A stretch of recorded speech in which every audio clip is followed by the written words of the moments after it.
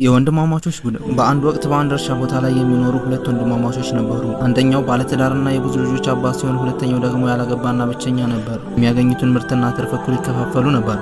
አንድ ቀን ያላገባው ወንድም ለራሱ እንዲህ አለ፣ ምርቱን እኩል መካፈላችን ትክክል አይደለም። እኔ ብቸኛ ነኝ፣ ፍላጎቴም ጥቂት ናቸው። ስለዚህም በየምሽቱ ከራሱ ጎተራ አንድ ከረጢት እህል እየወሰደ በወንድሙ ጎተራ ውስጥ መጨመር ጀመረ።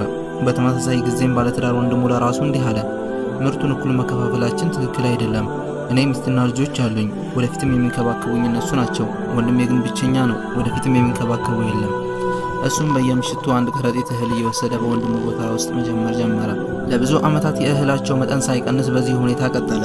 በአንድ ጨለማ ምሽት ሁለቱም የተለመደ ተግባራቸውን ለማከናወን ሲወጡ ድንገት ተገናኙ። ምን እየተካሄደ እንደነበረ ወዲያውኑ ገባቸው። በእጃቸው የያዙትን ከረጢት ጥለው እርስ በርሳቸው ተቃቀፉ። እውነተኛ የወንድም ፍቅር ከቃላት በላይ፣ ሁሌም ለወንድሙ መልካም የሚመኝና በክፉ ቀን ደራሽ የሆነ የልብ ደጋፊም ነው።